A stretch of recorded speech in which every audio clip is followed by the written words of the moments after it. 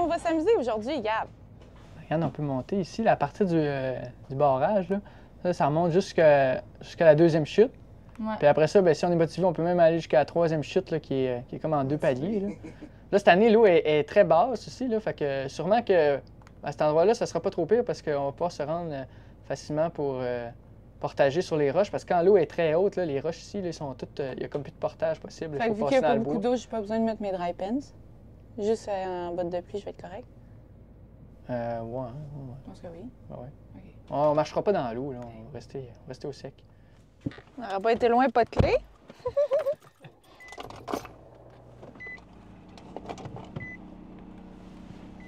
McPail, c'est une rivière qui a fait beaucoup parler d'elle là, récemment parce qu'il y a eu toute une mobilisation pour empêcher qu'il y ait d'autres barrages sur le cours de la rivière McPail. Il y a un petit barrage à l'embouchure de la rivière, mais il n'a jamais inondé seulement que la première chute, finalement. Donc tout le reste de la rivière là, est encore sauvage. Sur la Côte-Nord, il y en a de moins en moins là, des rivières qui n'ont pas de barrage. Là. Quand on pense à la Romaine, à Sainte-Marguerite, Manicouagan, Outarde. Donc, tu sais, ça commence à être une espèce en voie de disparition, là, presque. Hey, le chemin commence à être quasiment trop petit pour un 4 roues. Là, hey, là c'est un peu intense. Là. On voit même plus le chemin. Là. On va traîner notre canot sur les épaules à partir de ça. Regarde, Camille, je vais juste le reculer puis je vais le mettre sur les épaules. Là. Seul de même. Là. OK!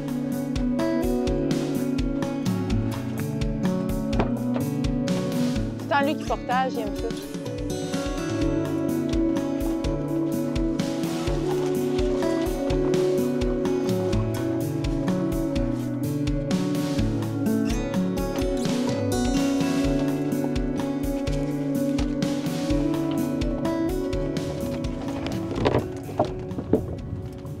Oh, il y a du vent un peu, hein?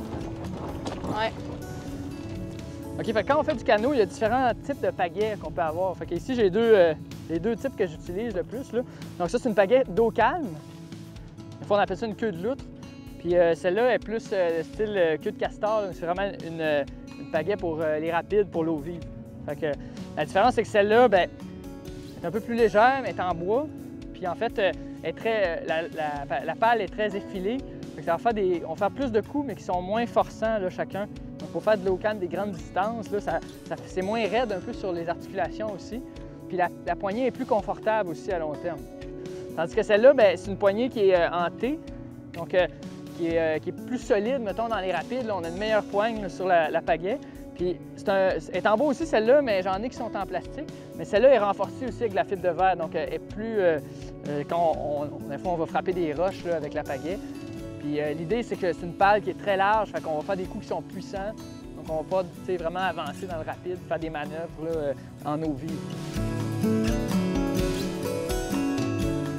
Il y a quelques autres items là, de sécurité que ça nous prend en canot. Entre autres, une corde. Des fois, ça peut être un sac à corde de lancer. Mais aussi, on va mettre des cordes de bosse qu'on appelle. Donc on va attacher à chaque bout du canot. Fait que ça va nous servir là, pour... si on s'arrête puis qu'on veut ancrer notre canot, mais aussi si on fait de la cordelle, qu'on descend un rapide à la corde. Donc c'est toujours pratique d'avoir des cordes assez longues. Là, je vais les mettre ici en dessous de mes élastiques. Il y a aussi une écope. Celle-là, c'est simple, c'est juste une bouteille d'eau de javel que j'ai coupée. Donc ça ne coûte pas grand-chose. Donc ça sert à vider le canot, évidemment, là, si on a de l'eau qui embarque. Et aussi, bien, quand on fait du canot, surtout quand on part plus longtemps, c'est pratique d'avoir une pagaie de rechange. Donc si j'ai mon sac avec toutes mes affaires, une bouteille d'eau, et aussi, l'autre affaire qu'on est obligé d'avoir en canot et qui est essentielle, c'est un VFI, donc une ceinture de sécurité. Donc en canot, l'idée c'est qu'on la porte hein, pour pouvoir flotter. Fait que moi j'aime ça avoir une veste, il y a différents modèles, mais qu'il y a des poches aussi pour mettre nos collations, nos lunettes de soleil. Donc c'est une veste qui est utile aussi en même temps.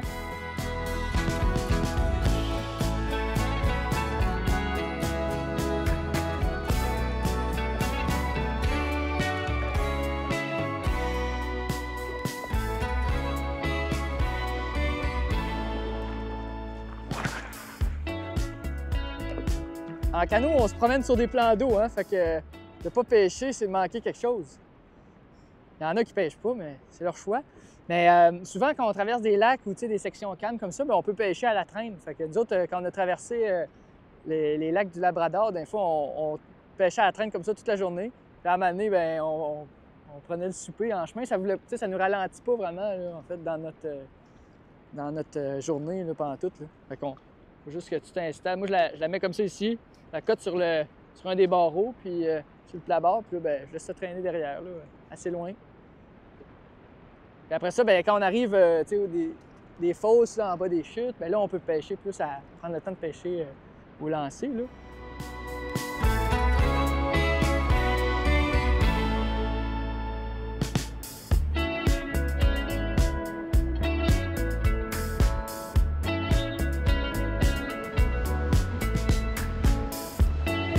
Aller plus loin, ben moi je peux débarquer ici. Watch out, ça glisse, ouais. Le devant. Ici, on l'appelle la deuxième chute, mais c'est pas vraiment une chute, là. Vous voyez que c'est plus comme un rapide. À la limite, on pourrait dire que c'est un seuil. Peut-être quand l'eau est plus haute, là. Un seuil, c'est comme. En fait, c'est un peu entre le rapide et la chute. C'est quand il y a comme une drop un petit peu soudaine là, dans la rivière.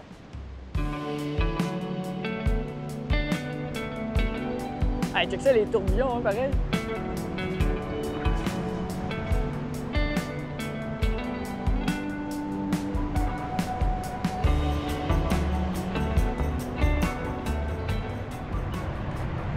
Ce que j'aime avec les canots en général, c'est un objet qui est simple. Hein? Il n'y a pas de pièces mobiles, il n'y a pas de trop de... En fait, ça n'a pas beaucoup changé depuis qu'il était en écorce. Hein? C'est juste les matériaux. Là, celui-là, il est en plastique à l'extérieur. Fait que ça permet d'être... C'est sûr que c'est pas le plus léger, mais il y a un équilibre entre la légèreté puis aussi, dans le fond, la possibilité de rentrer dans des roches un peu puis de l'user. Fait qu'il est assez durable là, quand même. En fait, c'est le portage qui fait que le canot a tout son sens un petit peu là, pour moi, parce que c'est ça qui permet d'aller plus loin puis des fois d'aller où ce que les foules vont pas, là, justement. Là. La barre de portage, moi j'ai changé parce que souvent, quand les canots ils viennent avec une barre de portage plus ordinaire, là, qui est moins ergonomique un peu, on pourrait dire, ou qui est moins creusée comme celle-là. Puis ça fait une grosse différence là, quand tu te le mets sur les épaules puis que tu fais beaucoup de distance là, dans le confort qu'on a. Là. Puis après ça, ben, les canots, ils ont des ancrages. Fait que quand on part en expédition, on attache nos bagages dans le fond du canot avec les ancrages qu'on a mis sur le côté. Et vous avez remarqué aussi, j'ai des ballons en avant, donc des ballons de pointe, qu'on appelle ça. Là. Fait que ça permet, si mettons, on était pour descendre un rapide de même puis qu'on pourrait embarquer de l'eau, bien, le canot, il flotterait un peu plus quand même. Fait que ça donne une chance, en fait, là, quand on s'en va dans des rapides un petit peu. Là. Le modèle prospecteur, en fait, c'est pas mal le canot qui ressemble le plus peut-être à ce que les Inuits, les peuples algonquins avaient pour voyager sur le territoire. Puis moi, à mon avis, c'est vraiment le meilleur canot là, pour se promener sur la côte nord, autant dans les lacs que les rivières. En fait, c'est un canot qui fait tout, là, finalement. Fait que c'est un équilibre, là, justement, entre être capable de traverser des lacs puis sans perdre trop de vitesse, mais aussi être capable de manœuvrer dans les rapides. Là.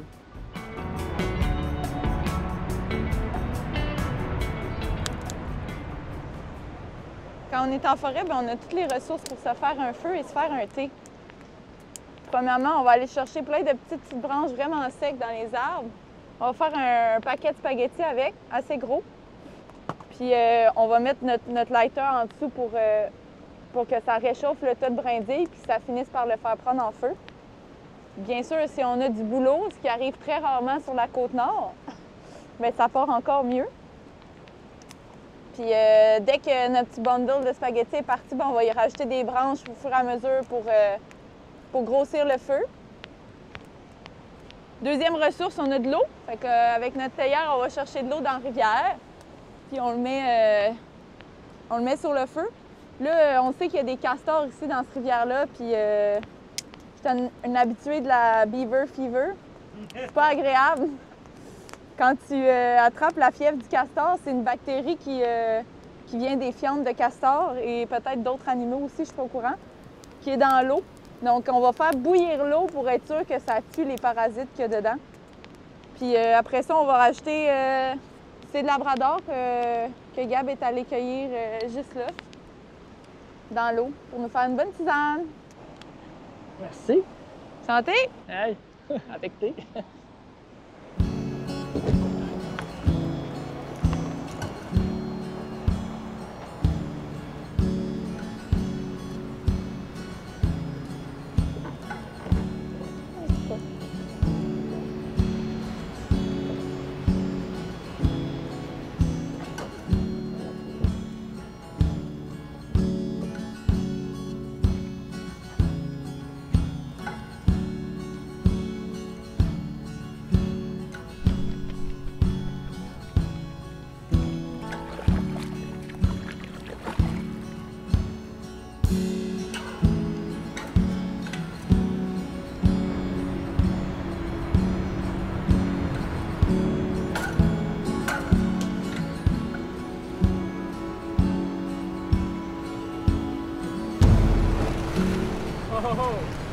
OK!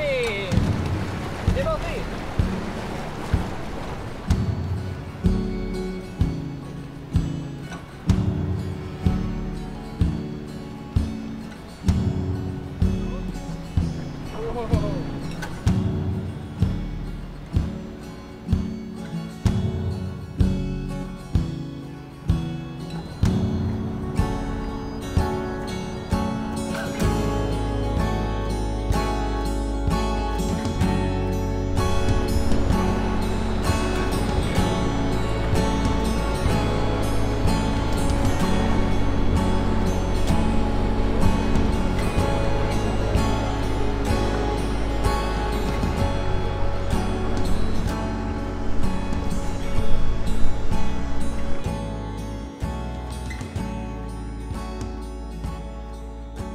Nous autres, à l'automne dernier, on a pagayé en fait dans le réservoir de Romaine 4, là, Camille puis moi, puis on pagayait vraiment dans la forêt inondée, là, entre les arbres. Puis, on voyait la cime des arbres là, passer à côté de nous. Puis, des fois, on se rendait compte que ce qu'on voyait sur notre vieille carte, qui était une montagne, bien, c'était rendu une île, à cause de l'inondation du réservoir.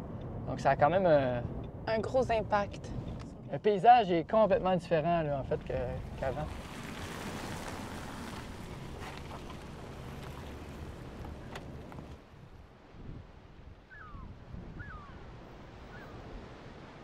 Ah, c'est une belle journée. Oui, c'est trop fun! Il faut aller voir les poules. Oui, on va aller voir les poules.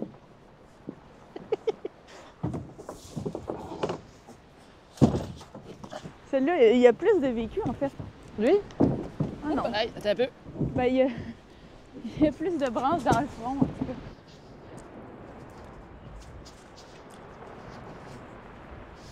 Il y a des belles petites frises de terre qui commencent. Ah, ben oui. Hein?